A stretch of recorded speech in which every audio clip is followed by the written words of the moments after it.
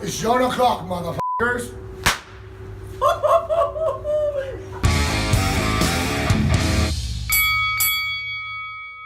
Wagwan fam, I'm King Ross, you're my loyal subjects. It's a bit of a weird week here on WTF Moments. You're about to see Elimination Chamber. This is being shown to you on a Wednesday. You might see WWE Raw later today. On Wednesday, it might be tomorrow. On Thursday, meaning SmackDown might be on Friday, but SmackDown might be on Thursday. Who knows? WCPW True Destiny might be on Friday. Or next Monday. We have no idea what's going on because WCPW f***ed with my life. Alright, we've just got off a tour which has f***ed everything completely sideways, upwards and diagonally. Nevertheless, here are all the WTF moments from WWE Elimination Chamber 2017. Fuck! So the second shot you see in the entire show is one that says King. Yeah. This is soon followed by a sign that says King Ross is my bear, which is held by a man, my pal. Sorry to let you down, but I don't bat for that team. I do not swing that way. And then just next to that we have one that says I'm a loyal subject. I am fucking dominating the scenes early on in WWE Elimination Chamber 17. Marks everywhere. Next we cut to the German announce team who, according to my pal John Bradshaw Layfield, were a little camera shy because Kevin fucking Dunn didn't tell them to start speaking when they should have started speaking. I'm not going to go into why though, because this is a very long video already and we don't need to waste any time on those Kevin Dunn stories. Nevertheless, eventually when they did start talking, the German announcers said the phrase Elimination Chamber. This is something they should not say for reasons which are completely obvious, but I won't go into because no doubt I'll offend somebody and I just don't want to do that. It's been well reported that WWE over in Germany can't use that term for, once again, reasons that I won't go into but are completely and utterly obvious. In Germany, Elimination Chamber is called No Escape. They should have called it No Escape there, but called it Elimination Chamber. Next we have David Otunga, who is still dead behind the eyes and dressing like a hipster fucking Jedi. Sort your life out, you horrible prick. But Dave, who seems to be gagging for his own clock face, for the entirety of the Becky Lynch versus Mickie James match, claimed that Mickie James would be suffering from ring rust because she hasn't wrestled since she left WWE 7 long years ago. Quite frankly, this is a fucking lie. Mickie James, as we all know, has had 2 stints in TNA, wrestled in Mexico, all over the independents in America and further afield. She's probably wrestled more than David Otunga has spoke words. 1 match, 1 word. Mickey's had hundreds of matches. Dave has spoke tens of words in the past 7 years. That horrible, silent, dead behind the eyes bastard. Anyway, as we all know, we watch NXT. We saw Mickie James versus Asuka at TakeOver in November. As we all know, like Dave supposedly does, we watch WWE SmackDown Live every week. Mickey's wrestled on WWE SmackDown Live. What the f*** is the point in him?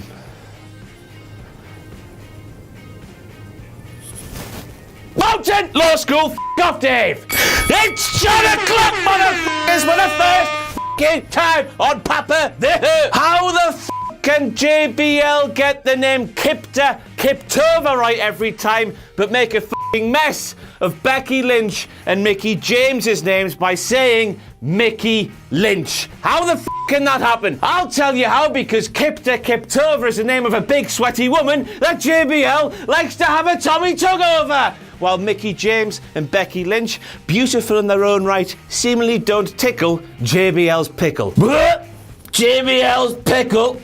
Damn, Dave, Daniel, Dave, damn. We're back again with Dave beating the same dead horse with the same dead old stick, whatever the f*** that saying is. He was not letting this. Mickie James hasn't wrestled since leaving WWE 7 days. 7 days? 7 years ago, Craig David Unagi. After claiming that Mickie would have had ring rust earlier in the match, Dave then came back with a fucking vengeance to say that Mickie had taken the last 7 years off. That's despite wrestling for the list of things I said earlier in this bastard video. There's a lot of them. She hasn't really stopped apart when she had a lovely baby child. But she's wrestled a lot, Dave. More than you have, you useless sack of shit. Thank John Bradshaw Layfield, my best pal, was there to correct Dave for his dead behind the eye negligence. So we have JBL correcting folk while masturbating over big sweaty women mere minutes after falling flat on his arse for the second time in a month. Fucking hell, this is the greatest comeback since Liverpool Istanbul. It means you need to grab two of each animal and head for the border. The end is nigh, the end is nigh. Run away, the end is nigh. The handicap match. Where the do I begin with this handicap match? First, we have Dolph Ziggler, a supposed heel, taking on two baby faces that nobody gives a shit about. People care about Ziggler, they don't care about the other two. People want Ziggler to beat up the people they don't care about. Messy booking. Pick people we care about to take on somebody we care about, and then we'll care about the people getting beaten up by the person we also care about.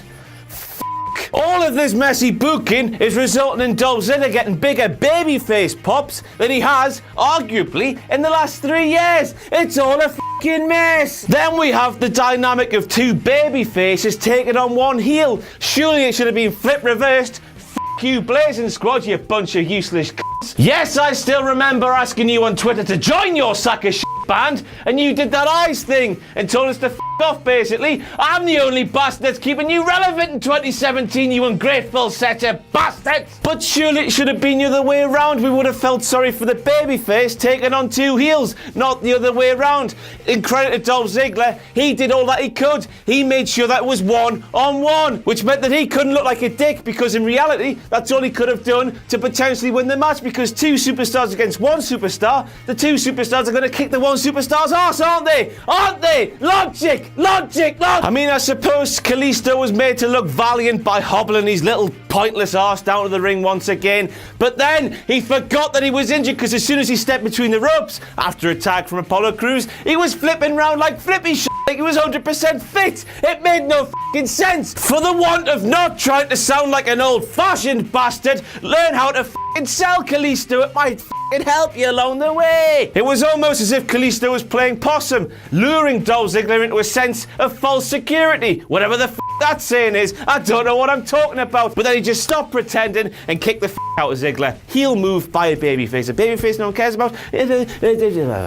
Right, then eagle-eyed marks out there will have seen an American flag on Dolph Ziggler's sparkly silver tights. So we had that American flag beating the piss out of a Mexican and then leaving an African-American sparked out in the ring. But then you gotta think that Elimination Chamber took place in Arizona, a place where Donald Trump won 11 electoral votes, a place where he got 91,234 more votes than Hillary Clinton. And that's with 100% of the population reporting for balloting duty, whatever the phrase is. So it's not really a WTF moment then, is it? It is, but it isn't. And I've said it anyway, so it's out there. Deal with it. And next we have Mama Mauro, who said the following quote, and that put Ziggler into aeroplane mode. So Apollo Crews knocking Ziggler on his arse supposedly means Ziggler can no longer connect to Wi-Fi or make calls. What the f*** does that even mean, Mama Mauro? Mamma mia, Mama Mauro, Mamma.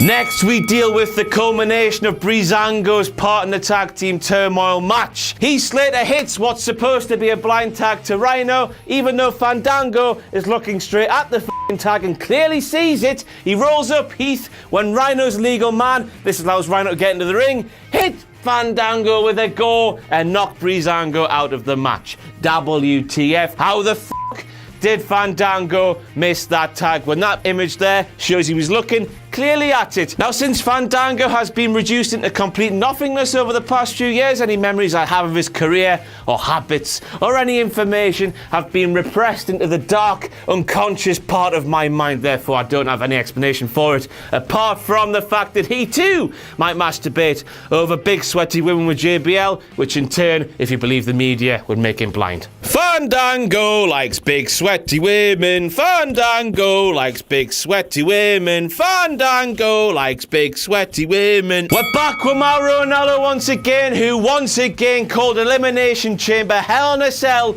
more times than David Otunga said words during the entire pay-per-view. Now, to be fair to Mauro, this year's Elimination Chamber with its square design did look more like Hell in a Cell, but still, it's no excuse when you sat there with a big Elimination Chamber sign in front of you to be calling what you see in front of you something different. But since Mauro made this mistake repeatedly on last week's WWE SmackDown as well, I suppose this isn't really a WTF moment. The WTF moment from this WTF moment is the fact that JBL asked Mauro, after Mauro called it Hell in a Cell, if he wanted to take a sobriety test. How the can JBL ask somebody else to take a sobriety test an hour after he's found his pissing arse in front of the bastard world? If anything, the fact that JBL fell over would suggest he's pissed as a fart, and that means one thing, motherfuckers. It's John O'Clock again! I don't know how many times it's been, but there's a lot more to fucking come. JBL's come over big sweaty women, come. It's John O'Clock again! I'm gonna count how many times it's been said.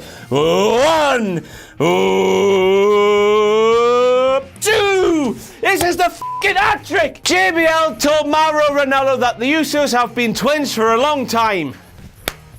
Some might say even all their fucking lives. For fuck's sake. Oh my god. No shit, Sherlock. How's that degree in stating the pissing obvious from the University of Pissing Obviousness doing for you? I'll tell you how it's doing very fucking badly, because a moron wearing a plastic crown and cape is taking the piss out of you and making you many fucking times. Waxer. It's number 4! John O'Clock once again! It's John O'Clock, motherfucker. Sign. Next, we have the sign that says JBL is a sick guy. Now, many marks out there will be saying this is a WTF moment because John isn't a sick guy. But I'm here to tell you that he fucking well is. It's a different connotation of sick that makes me a sexual fucking wank pheasant. JBL is a sick guy because he's sick in the fucking head. Because he has a Tommy Tug whenever he watches the graps of big muscular women. Who does that? JBL and maybe Fandango. Here is a direct quote from David Otunga. Nikki's parents are here because they're proud of her. There she is, right there. Her mom and her brother. Right then, the way that David said that sentence and the pauses he used during that sentence, his sentence structure was completely wrong here, told me that Nikki Bella's brother and her mother are her parents. Ooh! Her brother is her father, her uncle is her brother, they're f***ing one another, the Bella family.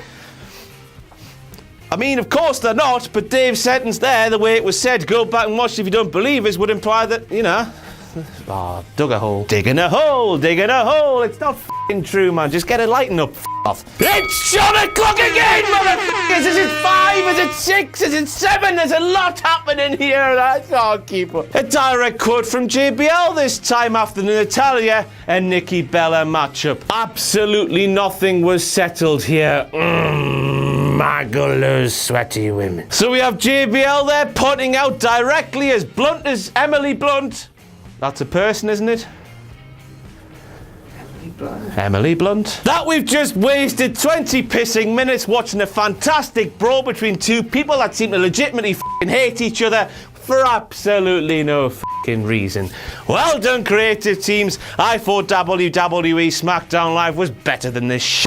Oh my f***ing god, it's happening again! It's John O'Clock! This time we have JBL claiming that Bob Orton Jr., the father of Randall Keith Orton, headlined WrestleMania 1, even though any mark with half a brain, or any sexual wank pheasant with several brains, knows that Bob Orton Jr. was merely at ringside while Paul Orndorff and Rowdy Roddy Piper took on Hogan and Mr. T. I mean, I suppose that's like saying Jim Ross was your WCPW Commentator of the Year when he got less votes than this sexual wank pheasant. My goodness, is this a risky thing to say considering good old JR just followed me on Twitter last week? Check me out. Look at the size of my bollocks. Oh my fucking God, it's happened again! It's John O'Clock! This time we have JBL saying, thank God there's 8 announcers out there in case one of them got spot the out. Quite frankly, he's seeing fucking double. Now then, this almost completely rules out the fact that he wanks over big sweaty women while watching the graps, because he's seeing double. Surely if he was blind, he'd be seeing half. That worked in my mind, I don't know about yours, but it certainly brings into play the fact that he might be, allegedly, it's not allegedly, he just might be. He might be pissed as a fart while sat at ringside commentating on WWE events, meaning that the sobriety test that he ordered Mauro take earlier in the night is a bigger he-pop, he-pop, he-pop, a hit a critical moment. By fucking hell. So he's seeing 8, there's 4 sat there. 2,352 days after her WWE debut as part of the shittier game show version of NXT, Naomi wins a WWE Championship. By me sideways and call me Betty, is that long overdue? The woman, as the marks in the arena shouted from the top of their marky lungs, deserves the out of that championship. Well done, dear. Well done. And before you sad internet virgins all take to Wikipedia, then bombard my mentions feed with, oh, King Ross, in 2013 she won a Slammy of the Award for Dance Moves of the Year with Cameron. They don't fucking count the Slammy Award. My WCPW Commentator of the Year award is worth more than those houses. Look how big it is. Look how big it is. Look at it go. Look at it go. That picture there, we've all been there before, haven't we? Haven't we?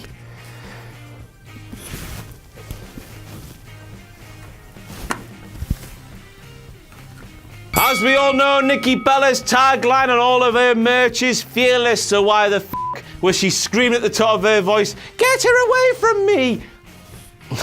Get her away from me, while Natalia and her were having a brawl backstage. Surely if she was fearless, she'd be saying, come at me, bro, cash me outside, how about that? Yeah, I'm down with the kids. It's John O'Clock! Sign again, there's another sign with John O'Clock on them. Why the does Jimmy Ellsworth, and before you fucking horrible virgin bastards go on the comment section and go, oh, he called James Ellsworth Jimmy. James evolves into Jimmy. It shortens into Jim.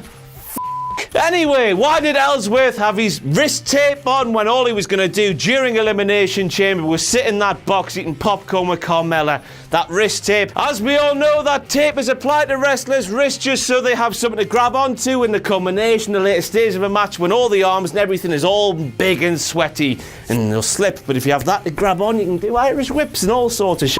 Did he think there was a chance he would be wrestling Carmella inside that box? The sight of that wrist tape suggests that he did. Or that in kayfabe terms, since he's never so much as kissed a lady, that you have to wear wrist tape while grappling in the boudoir, if you know what I mean. Valentine's Day ting. Whee! It's John O'Clock again! Is it 10? Is it 9? Is it 8? John claimed the chamber was 2 tons, clearly got told in his ear it was 10 tons, said, excuse me, 10 tons.